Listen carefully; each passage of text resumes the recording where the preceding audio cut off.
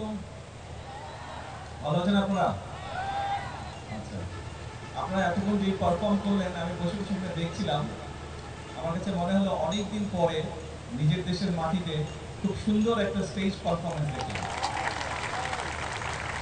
এবং আমি বসে বসে চিন্তা করছিলাম এরপরে কোনো রাষ্ট্রীয় অনুষ্ঠানে আমি স্বরাষ্ট্রমন্ত্রী সাহেবকে অনুরোধ করব, এখানে কালচারাল মিনিস্ট্রি নেই, আমি সেটা বলে দিব যাতে আনসার বিডিপি আপনারা যারা সাংস্কৃতিক দল আপনাদেরকে যাতে সেখানে সুযোগ দেওয়া হয়।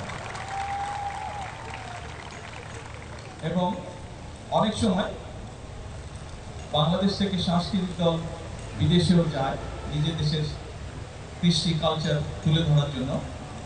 সম্ভব হলে আমরা আপনাদের ভিতর থেকেও সেখানে পাঠানোর চেষ্টা করব।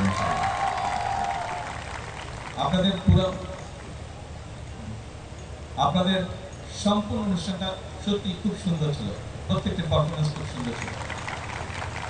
তবে আপনারা যেহেতু আনসার এবং বিডিপির সদস্য, অর্থাৎ একটা শৃঙ্খল বাহিনীর সদস্য, একটা ডিসিপ্লিন ফোর্সের আপনারা সদস্য, সব কাজই আপনারা করবেন যেগুলো আপনারা করছেন। আপনারা সমাজ গঠনে মানুষকে সহযোগিতা, আইন শৃঙ্খলা সহ বিভিন্ন যে সকল কাজ করছেন এই সবগুলো কাজ করবেন। যারা স্টেজে পারফর্ম করলেন প্রত্যেকটা মানুষের কোনো না কোনো কোয়ালিটি থাকে, গুণ থাকে। আপনারা আপনাদের যার যে গুণ আছে সেটি আপনারা তুলে ধরেছেন। বাট সব সময় শেষ কথা মনে রাখতে হবে আপনারা একটি ডিসিপ্লিন বাহিনীর সদস্য, এবং ডিসিপ্লিন বাহিনীর মূল বিষয়টা হচ্ছে ডিসিপ্লিন থাকা, শৃঙ্খল থাকা। কাজে এইটির উপরে জোর দিবেন। পরিশেষে বলবো, শেষের যেই অনুষ্ঠানটি, শেষের যেই গানটি সবচেয়ে সুন্দর লেগেছে আমার কাছে, সবচেয়ে ভালো লেগেছে। সকলে ভালো থাকবেন ইনশাল্লাহ।